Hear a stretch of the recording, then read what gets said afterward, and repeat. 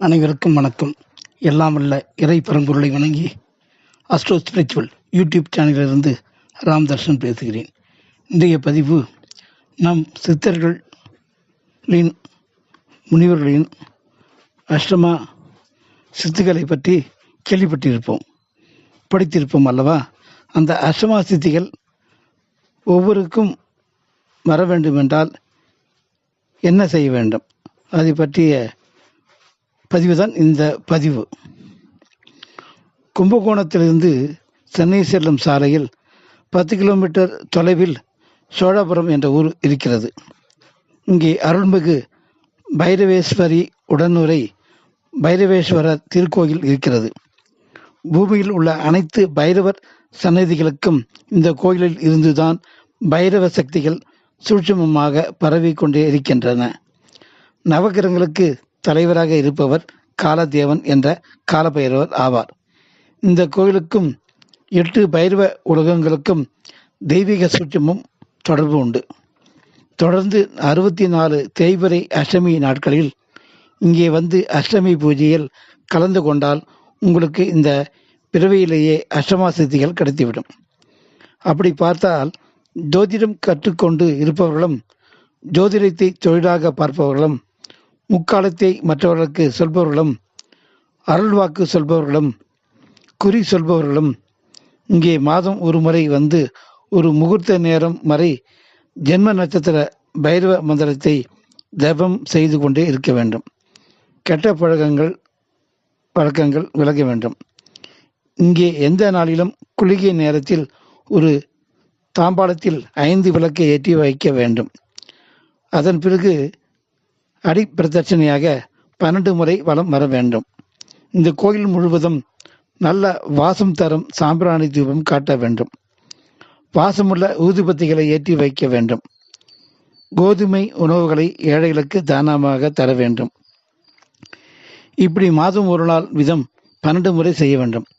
இந்த கோயிலுக்கு வரும் நாட்களை தவிர மற்ற நாட்களில் முழுமையாக கருப்பு நிறம் கொண்ட நாய்களுக்கு உணவு தானம் செய்து வர வேண்டும். இவ்வாறு செய்து வந்தால் மது அருந்துதல், புகைப்பிடித்தல், மேலும் வெளியே சொல்ல முடியாத பல கெட்ட பழக்கங்களில் இருந்து முழுமையாக மீண்டு வரலாம். சோழபுரம் பைரவர் ஆலய தரிசனம் மிக பழமையான ஆலயம். ஊரெங்கும் இருக்கும் 64 பைரவர்களையும் ஒரே சமயம் வணங்குவது சாத்தியமா? சாத்தியம்தான்.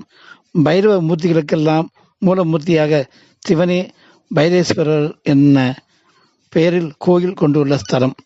அதுதான் கும்பகோணம் சென்னை சாலையில் 13 கிலோமீட்டர் தூரத்தில் உள்ள சோழபுரம். இதன் பழைய பெயர் பைரவபுரம். இங்கு ஸ்ரீ பைரவேஸ்வரர் என்ற பெயரை தாங்கிய சிவலிங்க திருமேனியை தரிசனம் செய்தால்தான் பைரவ மூர்த்திகளுக்கெல்லாம் மூர்த்தியாக பைரவேஸ்வரராக ஈஸ்வரன் தோன்றிய ஸ்தலம். இத்தலத்தில் நிறைய மகான்கள் சித்தி அடைந்துள்ளனர். இக்கோயிலில் அஷ்டபுஜ பைரவர் சிலை உள்ளது. இங்கு 64 பீடங்கள் உள்ளது. இந்த 64 பீடங்களிலும் 64 பைரவர்கள் அமர்ந்து பூஜையும் தியானமும் செய்வதாக நம்பப்படுகிறது. ராமாயண காலத்தில் ராவணன் கடுமையாக தவம் இருந்து நவகிரகங்களை கட்டி போட்டான். நவகிரகங்களில் சக்தி வாய்ந்த சனி பகவானும் செய்வது அறியாமல் திகைத்தார். இத்தல ஸ்ரீ பைரவேஸ்வரரிடம் தன் கடமையை செய்ய உதவி செய்யுமாறு வேண்டினார். இத்தலத்தில் அவருக்கு குளிகன் மாந்தி என்னும் மகன் பிறந்தார்.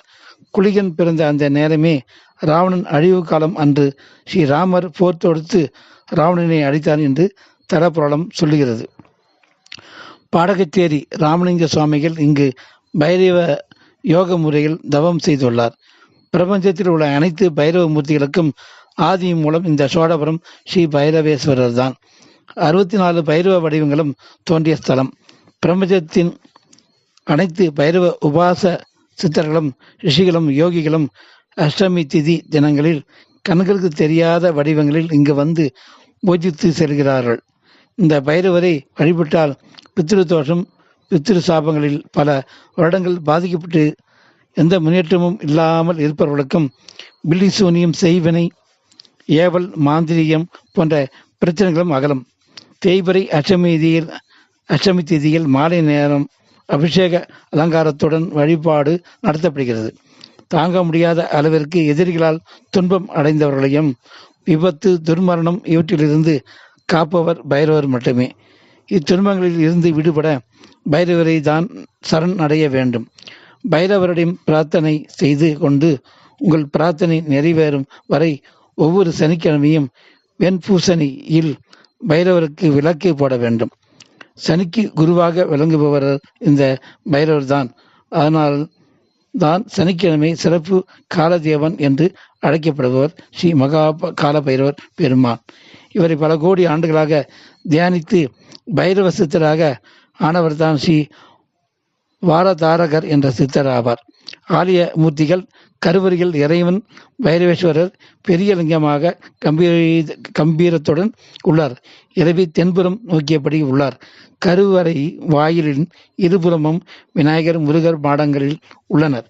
கருவறை கோஷ்ட தெய்வங்களாக விநாயகர், நடராஜர், கங்காளமூர்த்தி, தென்முகன், லிங்கோத்பவர், பிரம்மன், ஆலிங்கன மூர்த்தி, துர்க்கை, அஷ்டபுஜ பைரவர் ஆகியோர் உள்ளனர். ஆகவே ஒவ்வொருவரும் இக்கோயிலுக்கு சென்று பைரவேஸ்வரரை வழிபாடு செய்து நலம் பெற வேண்டி பிரார்த்தனை செய்து விடைபெறுகிறேன். நன்றி, வணக்கம்.